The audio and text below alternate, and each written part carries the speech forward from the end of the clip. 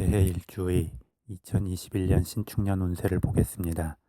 개해일주의 일간 개수에게 신축년의 천간 신금은 편인이 됩니다. 편인은 주관적 자기 확신과 믿음입니다. 외부에서 들어오는 정보에 대해서 비판적으로 판단하고 자기만의 기준으로 수용하기 때문에 그 믿음의 확고함이 정인보다 더 큽니다.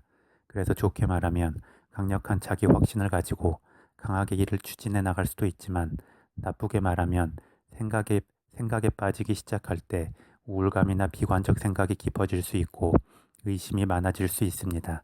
한편 개의 일주의 일지 해수의 지정간에는 임수 겁재, 간목 상관, 무토 정관의 기운이 있습니다. 간목 상관과 무토 정관은 충돌을 일으킬 수 있지만, 일간 개수가 무토 정관과 합을 이루어 화기운으로 변하면서 자연스럽게 상관의 기운이 재성으로 흐르게 됩니다. 여기에 신축년에 도래하는 편인의 기운은 상관과 정관 또는 상관과 재성으로의 흐름에 있어 뒷심을 제공하게 됩니다.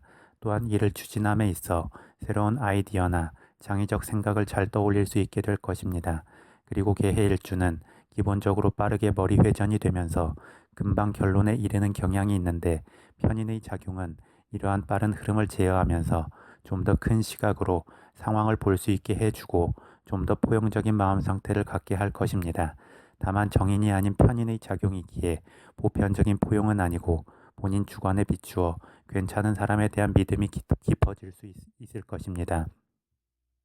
다음 개일주의 일간 개수에게 신축년의 지지인 축토는 편관이 됩니다.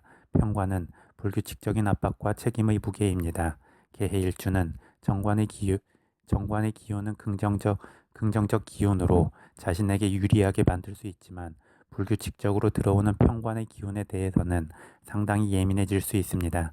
그런데 신축년의 지지의 편관 기운은 천간의 편인 기운과 함께 작용하기에 그나마 일간 개수에게 들어오는 압박을 완충해 줍니다.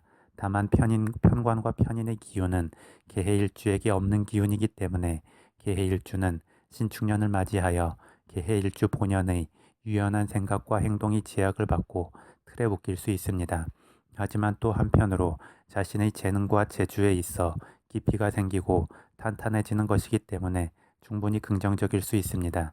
따라서 개해일주는 신축년을 맞이하여 외부에서 들어오는 불규칙적인 압박이나 책임의 무게를 뚝심 있게 감당해낼 때 사회적으로 승진운도 좋아지고 본인의 본질적 강점도 더욱 정제되어 드러나게 될 것입니다.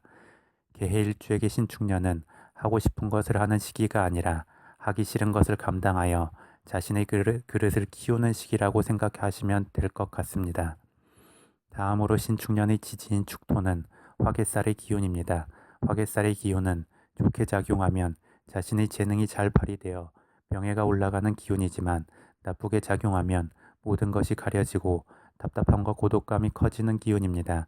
개해일주에게 신축년의 지지인 축토 화개살은 편관의 압박으로 들어오지만 충분히 잘 이겨낼 수 있는 내공이 있기에 긍정적인 명예나 지위 상승이 있을 것입니다. 다음 개해일주 일간 개수는 신축년의 지지인 축토와 함께 백호살의 기운을 불러오게 됩니다. 백호살의 기운은 강력한 집중력과 뚝심, 고집스러움의 기운입니다. 그만큼 목표로 하는 바나 해야 할 바에 있어서 큰 성과를 이룰 수 있는 힘을 주게 됩니다. 그런데 또 이러한 강력함이 부정적으로 작용하면 주변과의 충돌이나 사건, 사고 등을 불러올 수 있습니다. 따라서 개해일주는 신축년을 맞이하여 너무 강력하게 원칙을 지키고 자신의 고집대로만 하려 하지 말고 적절히 주변의 말을 경청하면서 유연하게 움직이려 하면 좋습니다. 즉, 자신에게는 철저하되 다른 사람에게는 좀 더 느슨할 때 큰 충돌 없이 일을 추진해 나갈 수 있을 것입니다. 다음 개해일주 일간 개수에게 축토의 기운은 백호살만 불러오는 게 아니고 압록의 기운도 불러오게 됩니다. 압록은 건록의 기운을 끌어오는 기운입니다. 건록은 완숙미가 있는 기운이기에 압록의 기운이 건록의 기운을 끌어온다는 것은 어려운 상황에서 주변에 완숙미가 있는 사람의 도움이 들어옴을 의미합니다. 따라서 혹시라도 어려운 상황이 발생했다고 해도 뚝심 있게 잘 버티어 간다면 반드시 주변에서 도움의 손길을 내밀 것입니다. 마지막으로 12운성론의 관점에서 보겠습니다. 개해일주의 일간 개수에게 신축년의 지지인 축토는 관대의 흐름이 됩니다. 관대는 갓 사회에 나온 초년생의 느낌이기에 연륜이 쌓이지 않아서 좌충우돌할 수는 있지만 에너지가 넘치고 적극적인 기운입니다.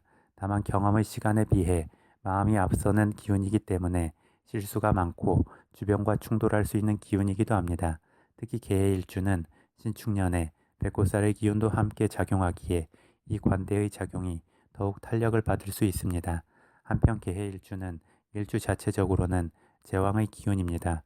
그래서 이미 흐름의 정점에서 밑을 내려다보는 느낌이 있습니다.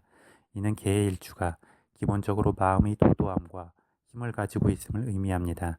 그런데 신축년에 들어오는 관대의 흐름은 평관이면서 백호살의 기운도 되기에 개해일주의 제왕의 힘과 함께 작용하면서 강력한 권위적 느낌을 드러낼 수 있습니다. 따라서 기존에 자신이 눌리고 있었다면 이러한 권위를 쟁취하기 위한 돌파력으로 나타날 수 있지만 이미 기존에 어느 정도의 권력과 지위를 가지고 있었다면 과도하게 그것을 활용하면서 주변의 반발심과 견제를 불러올 수 있습니다. 따라서 개해일주는 신축년을 맞이하여 자신의 현재 위치와 상황을 잘 파악하고 그에 맞춰서 관대의 힘을 사용하면 좋습니다. 그렇지 않으면 제왕과 관대의 강력함이 만나 굳이 필요치 않은 충돌이나 사건 사고 등을 불러올 수 있습니다. 다음 개의 일주에게 신축년은 무언가 유연함과 부드러움보다 경직성을 불러올 수 있는 한 해입니다. 이를 추진함에 있어 원칙을 정하고 베이스를 탄탄하게 하는 것은 반드시 필요하지만 또 너무 과하게 경직되면 몸이 상할 수 있습니다. 신축년은 전체적으로 차가운 기운이 강해지는 흐름인 만큼 따뜻함을 통해 몸의 경직성을 풀어줘야 합니다. 그런데 개해 일주에게 화기운이 바로 들어오는 것은 부담일 수 있습니다. 따라서 자연스럽게 차가운 수기운을 흡수하면서 화기운으로 연결시켜주는 목기운을 적절히 살리면 좋습니다. 목기운은 신맛에 해당하고 식초와 같은 신맛 음식은 몸을 유연하게 하면서 몸의 열기를 더해주기 때문에 개해 일주가 신축년을 맞이하여 차가움과 경직성이 커지는 것을 적절히 중화시켜 줄 수 있을 것입니다.